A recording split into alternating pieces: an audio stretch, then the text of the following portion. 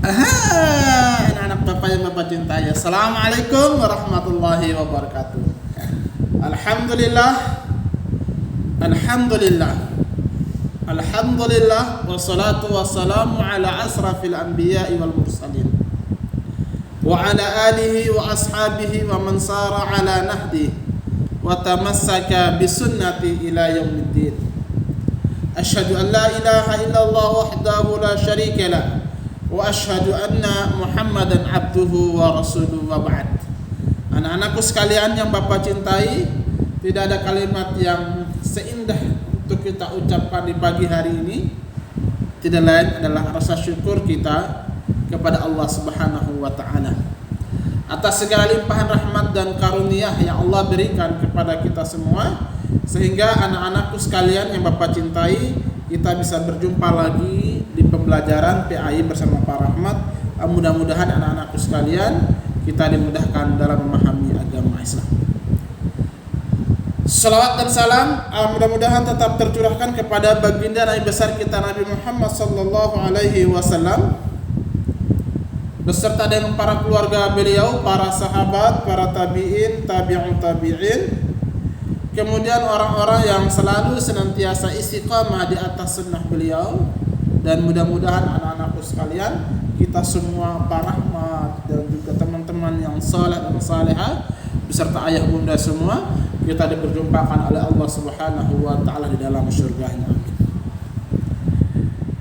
Anak-anakku yang Bapak cintai, kemarin kita sudah membahas panjang lebar, bahkan sebagian teman-teman sudah mempraktekkan pembelajaran kita pekan yang lalu, yaitu berkaitan dengan bab at-tayammum, yaitu berkaitan dengan bagaimana tata cara kita bertayamum yang sesuai diajarkan oleh baginda Nabi sallallahu alaihi wasallam, sebagaimana diajarkan oleh baginda Rasulullah sallallahu alaihi wasallam bertayamum sebagaimana Nabi bertayamum.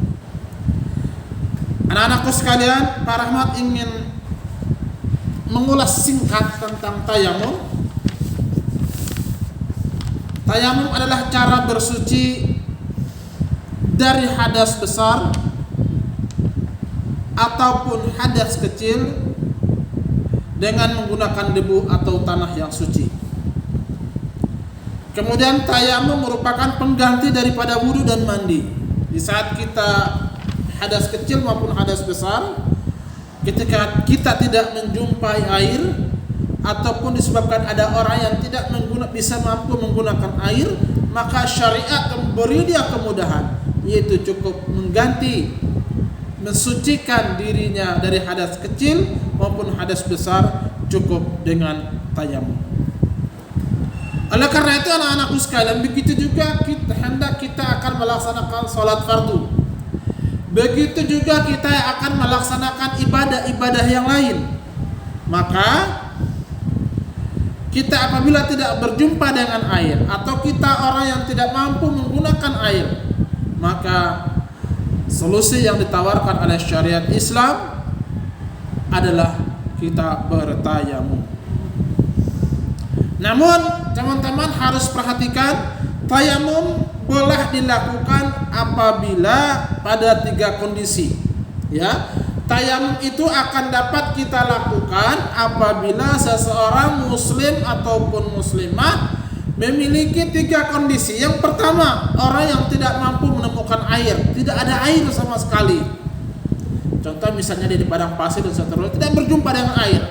Sementara waktu sholat telah tiba, ja'a waktu salat, telah datang waktu salat, sementara dia tidak berjumpa dengan air, maka solusinya adalah cukup bertayamum sebagaimana tayamum yang telah Pak Rahmat ajarkan buat teman-teman semua.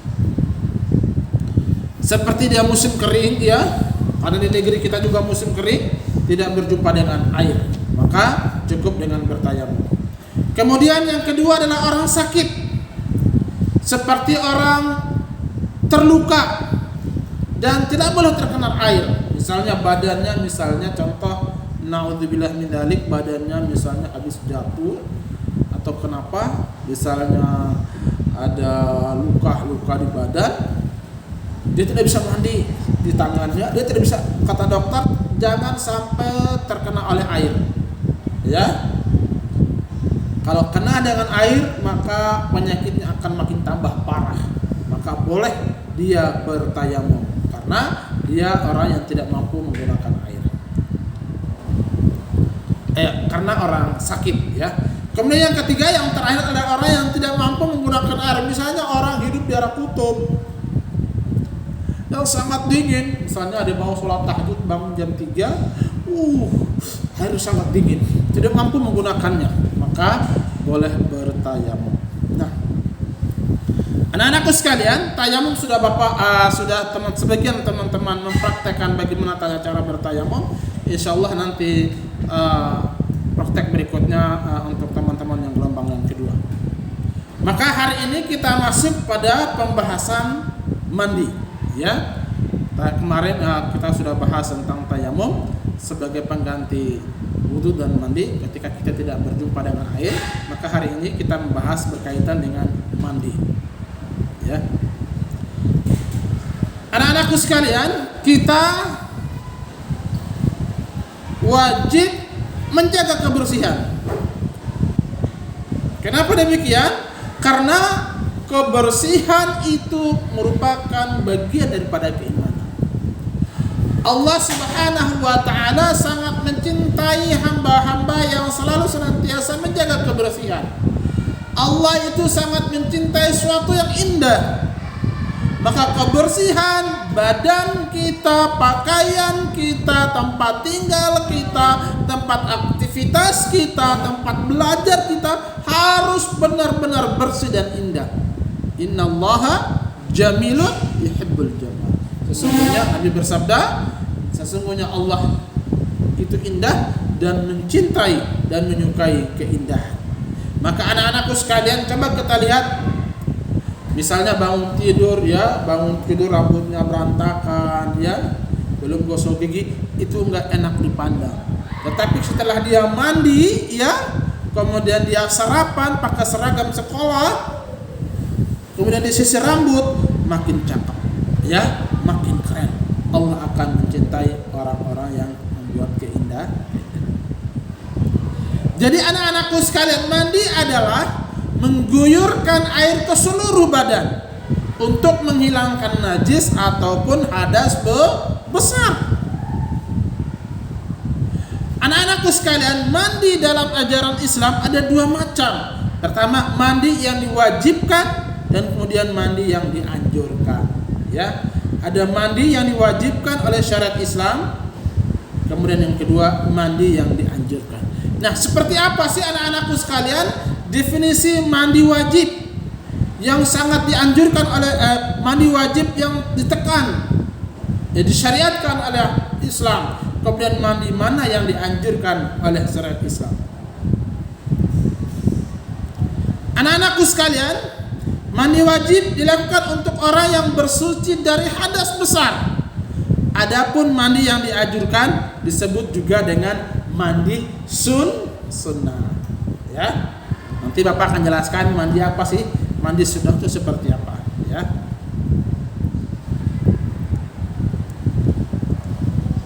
Contoh mandi yang dianjurkan bagi kaum laki-laki, hendaknya dia mandi sebelum berangkat sholat Jumat.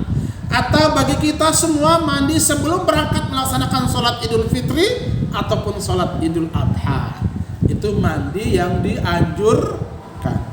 Ala kulli hal, sebagian para ulama mandi sebelum melaksanakan ibadah sholat Id dan ibadah sholat Jumat adalah wajib. Terlepas daripada itu anak-anakku sekalian, jumhur para ulama, mandi yang dianjurkan adalah mandi di saat kita akan hendak berangkat melaksanakan ibadah sholat Jumat bagi kaum laki-laki dan ibadah sholat Idul Adha, Idul Fitri bagi kaum muslimin secara umumnya.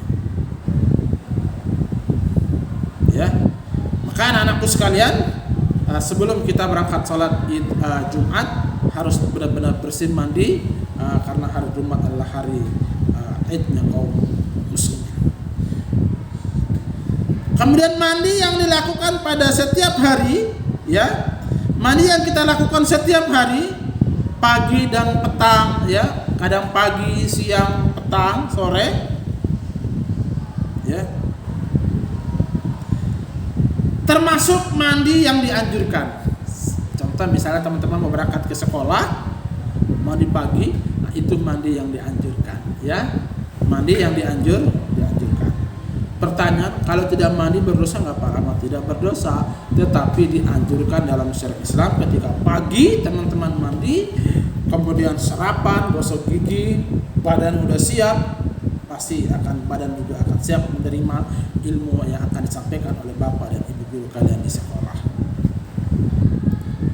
Kemudian dengan mandi setiap hari berarti kita telah menjaga kebersihan dan kita telah menjaga najis atau kita telah menjaga kebersihan dari anggota badan kita, ya. Sebagaimana yang diperintahkan oleh syariat Islam. Contoh anak-anakku sekalian, misalnya teman-teman ada yang bermain bola, ya, terus bajunya nggak pernah dibersuci, badan nggak pernah mandi, tentunya bau acem, ya, masih bau acem kalau tidak mandi.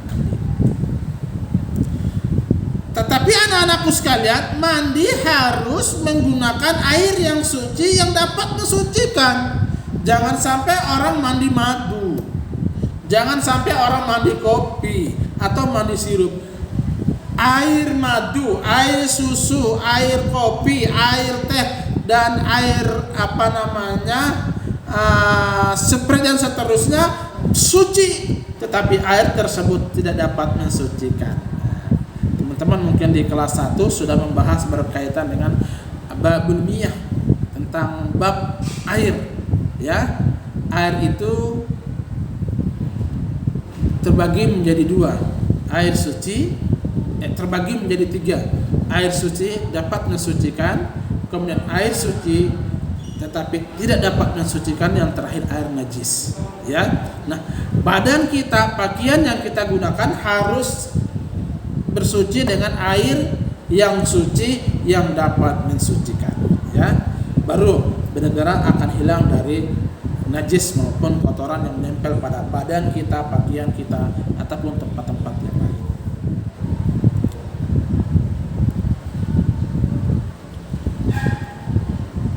Kemudian anak-anakku sekalian, mandi yang dilakukan sehari-hari cukup dengan mengguyurkan air ke seluruh badan, ya. Mandi yang kita lakukan sehari-hari cukup mengguyurkan air tersebut ke seluruh badan, ya, tentunya dengan menggunakan sabun ataupun sampo sehingga badan kita benar-benar bersih dari air. Kemudian anak-anakku sekalian, tata cara mandi. Nanti bab selanjutnya Pak Rahmat akan membahas tentang mandi wajib. Siapa sih yang disyariatkan? Siapa sih orang yang diwajibkan untuk mandi wajib? Ya, siapa orang? Nah, nanti Pak Rahmat akan bahas nanti pertemuan hari Rabu, ya. Hari Rabu insyaallah taala, kalau tidak libur, Bapak akan bahas berkaitan dengan siapa sih orang yang disyariatkan untuk mandi wajib, ya. Ada beberapa keadaan yang diperintahkan oleh Allah Subhanahu wa taala untuk mandi wajib. Sekian saja pembelajaran kita teman-teman semuanya, mudah-mudahan bisa bermanfaat insyaallah. Kemudian tugasnya adalah anak-anakku sekalian mengerjakan halaman 63, kemudian halaman 64 insyaallah taala. Wassallallahu ala sayyidina Muhammadin wa ala alihi wa sahbihi wa sallama tasliman katsira. Wassalamualaikum warahmatullahi